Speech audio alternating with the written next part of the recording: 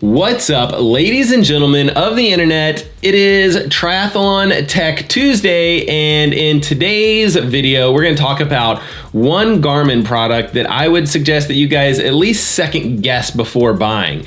I've been a big fan of Garmin for a long time. Even, on this bike right here, I have Garmin Vector pedals. On my wrist, I have the Garmin 935, the Garmin Forerunner 935. In the past, I've had the Garmin Edge 500 bike computer unit, and I've had the Garmin Edge 510 unit. I just think that they make good products. I'm a big fan of Garmin. I sprung for the Garmin 820, the Garmin Edge 820, and I would suggest that you guys hesitate at least just a little before purchasing this product.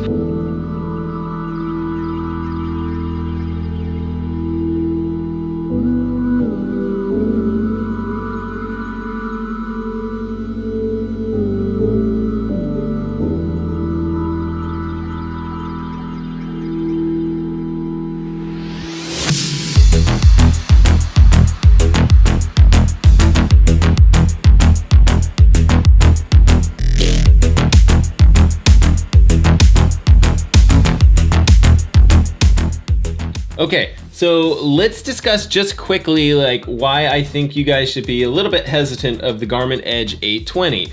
And then maybe make my recommendations for one thing that Garmin could potentially do to alleviate some of the problems, or maybe at least consider fixing the product.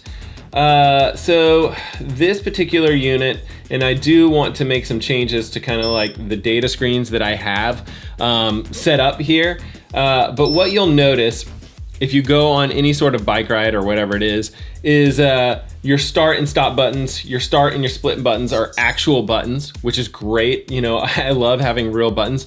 But what you also have is a touch screen. So you can swipe between screens and things like that, which seems like a good idea. However, the one problem with it is that it's very sensitive. Any sort of rain or sweat, in my case, that drops on the screen, what you'll see is it will actually make changes to my screen.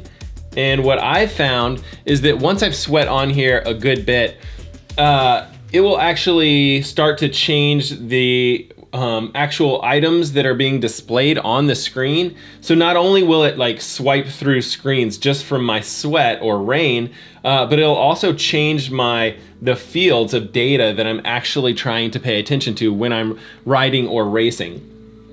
Usually it goes like this, something is selected, one particular location, and then I sweat on something else, and all of a sudden it's selected courses, and it drops that in there right where I don't want it, just because I've sweat on it. Now, a lot of you guys are watching this and you're saying Matt, there's actually an item in here where you can change the sensitivity of the particular screen. And yes, I have played with it, and it seems to me like you've got two choices. Not sensitive at all, where your touches don't even work very well, or overly sensitive, and if you look at it the wrong way, the touch screen reacts. I just am not really pleased with the touch screen on this particular device at all whatsoever. Okay, the next thing that you're probably recommending right now, it's as if I can hear you guys speaking through the video. The next thing that you're probably recommending is, hey Matt, why don't you just hold down the power button and lock the screen? That is a fantastic idea. I absolutely love that. And it works, sort of, except for the one thing that keeps happening still is as you're sweating on this, it's still swiping through screens, which is super annoying. And I would love to actually have that lock button give us an option for completely lock it down, lock it to one particular screen, so that I can go about riding or racing and sweating or whatever, rain or whatever it is, and still being able to see the particular set of data or the screen that I'm hoping to see for this particular ride.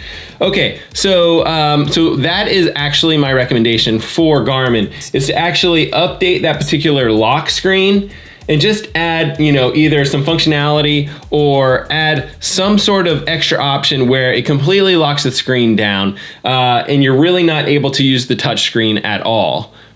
Okay, so if I'm not recommending the Garmin Edge 820, what device do I think that you should purchase if you're like considering maybe purchasing a bike computer?